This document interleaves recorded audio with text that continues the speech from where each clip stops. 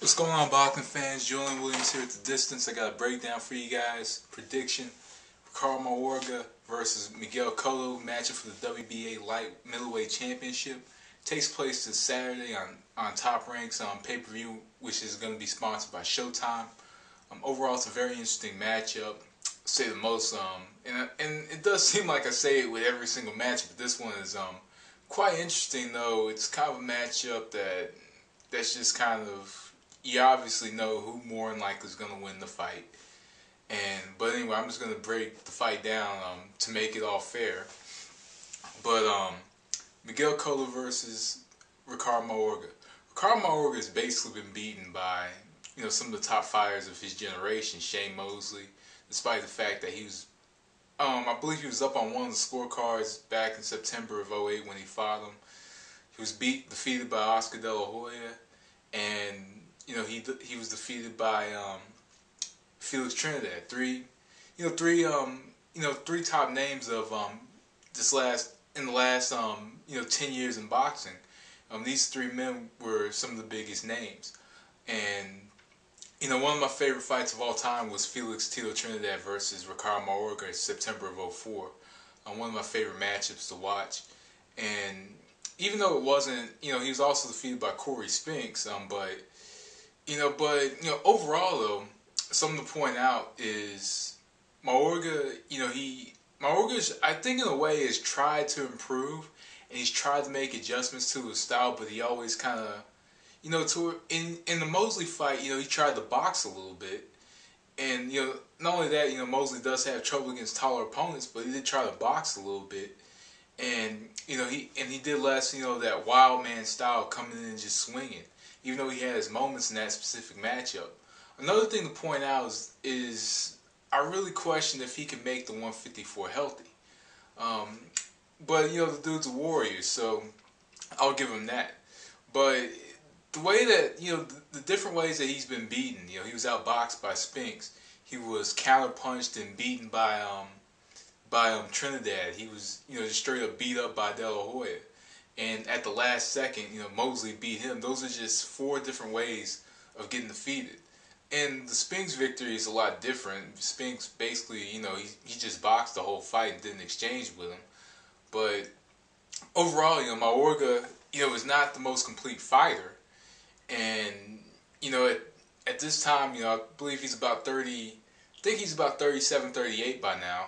And, there's really just no teaching him anything new. In this matchup against Cotto, he's going to have to come forward and he's going to have to throw his punches, but he's going to have to put his punches together against Cotto. Something that he does have to do, he does have to impose that will on him, but also be a little more controlled with those punches. If you look at some of his fights, sometimes he's breathing heavy, after throwing a lot of punches, throwing a lot of combinations. So in this specific matchup, well, if I hear somebody walking up, I need to close my door here.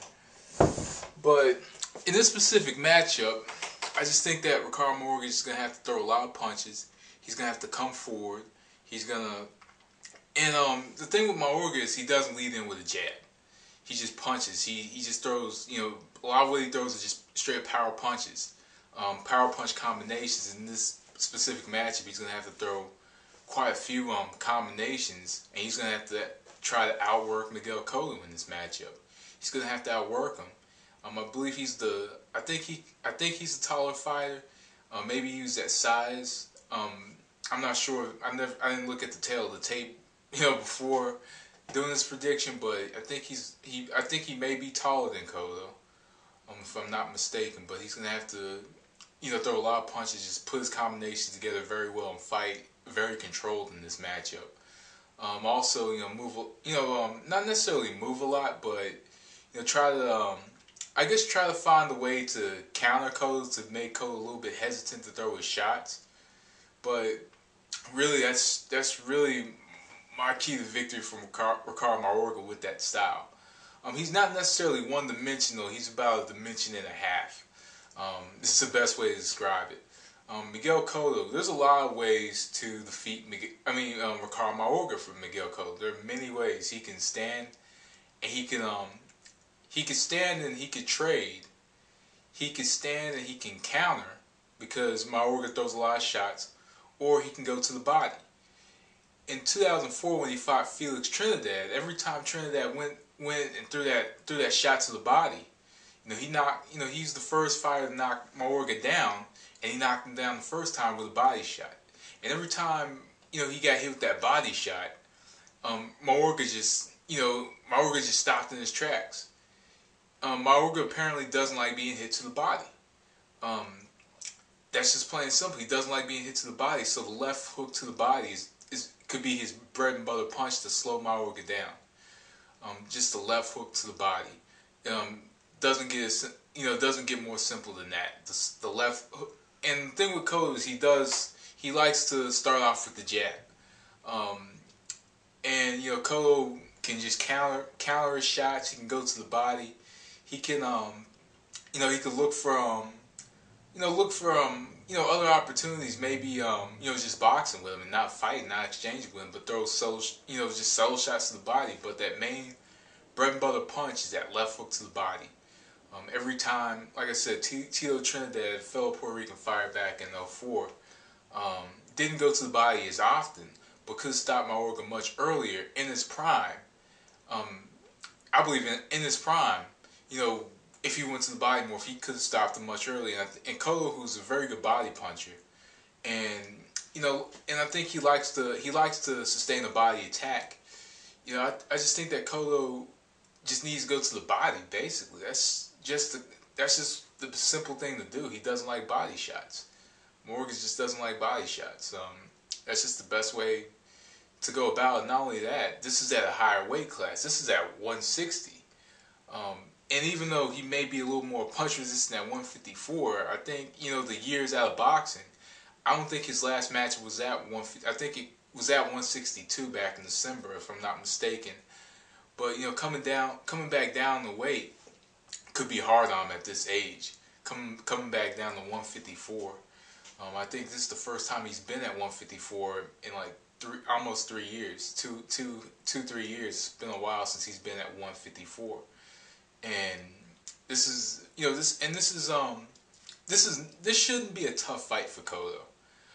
I think that somewhat this could prepare him for a June matchup against Antonio Margarito, another fighter who throws a lot of punches, if Bob Arum is trying to set that matchup up. But really, this just seems to be a tune-up fight for Miguel Cotto. Miguel Cotto has many more dimensions to him than Ricardo Mayorga. Like I said, he has, like with Miguel Cotto, Cotto has more keys to victory than Mayorga. And that kryptonite for Mayorga is that body blow. It's that body shot. He can stop Mayorga with a body shot. He can. But, something that could be trouble for Cotto is if he doesn't clinch. And maybe with Emmanuel Stewart he will clinch. Maybe he's teaching him how to clinch, though Miguel Cotto doesn't like clinching and is a fighter that doesn't believe in it. We'll see in this matchup how much better this new training relationship between Stewart and Cotto is. If it's really legit. Is it something? Are we going to see more improvements from Miguel Cotto? Look very good in this last matchup. See how he does in this matchup against an opponent that will stand in front of him. And it's going to be very tempting for Cotto to stand and fight him. But me, to get all the nonsense that I'm saying out of the way, my prediction is I think Miguel Cotto can knock out Ricardo Mayorga in 10 rounds. I just think that Miguel Cotto is the superior boxer, and I just personally believe that there's just a lot more keys to victory for him. He just has more dimensions to his game than Mayorga. Like I said, there's more ways for Cotto to win than Mayorga to win. So I'm going to go with Miguel Cotto, knockout, 10 rounds. So anyway, guys, that was the distance. Thanks for watching. Peace.